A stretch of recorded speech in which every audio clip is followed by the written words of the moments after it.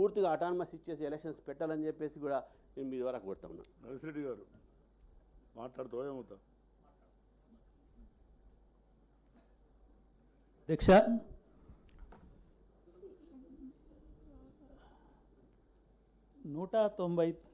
మొత్తం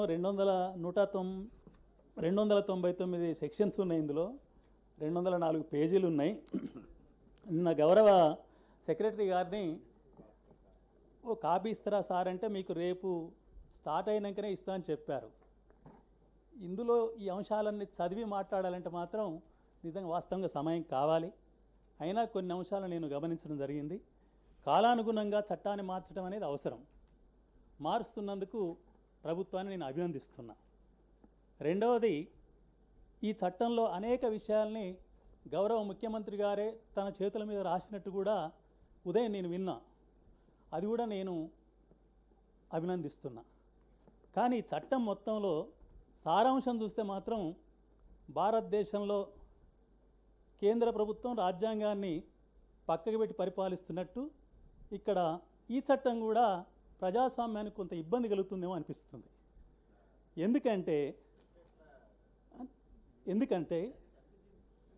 ఎందుకన్నప్పుడు ఈ చట్టంలోని ఒక 5-6 పాయింట్స్ చూసినప్పుడు కలెక్టర్కు రాష్ట్ర ప్రభుత్వానికి అనేకమైన అధికారాలు కట్టబెట్టింది.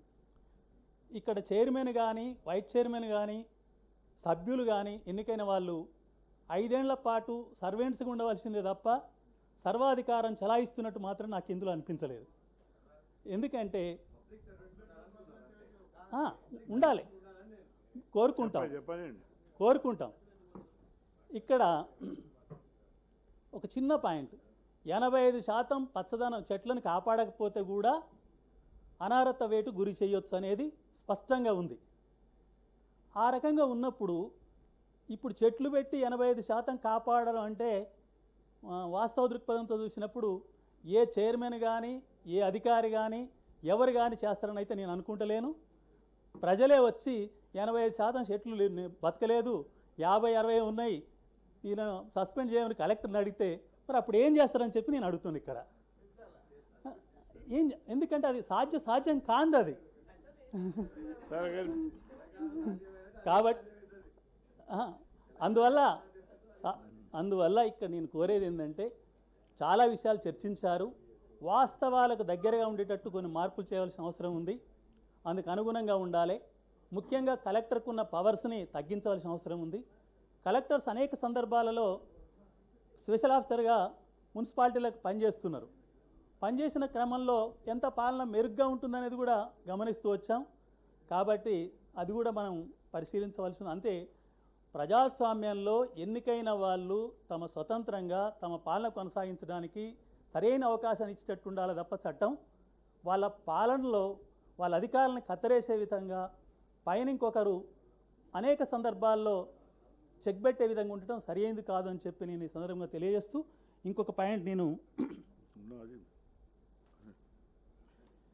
సెక్షన్ 43 ప్రకారం మున్సిపాలిటీలోని ఎంప్లాయీస్ అందరికీ ఒకే రకమైన సర్వీస్ రూల్స్ రూపొందిస్తామన్నారు. చాలా మంచి విషయం, సంతోషం. కానీ మున్సిపాలిటీలలో అత్యధికంగా పనిచేసేది అవుట్సోర్సింగ్, ఆ ఎంప్లాయీస్ ఎక్కువ ఉన్నారు. వాళ్ళ గురించి ఈ చట్టంలో ఎక్కడ చెప్పలేదు. కనీసం 8500 ఇస్తారా లేదా అని కూడా ఎక్కడ ప్రస్తావన లేదు. అటువంటిది కూడా ఇక్కడ ప్రస్తావించవలసిన అవసరం ఉందని చెప్పి నేను కోరుతున్నాను. తర్వాత ఈ చట్టంలోనే the schedule for the election shall be communicated by the state government to state election commission అనేది సెక్షన్లో ఉన్న ఆ భాగాన్ని కూడా మార్చవలసిన అవసరం ఉందని నేను భావిస్తున్నా.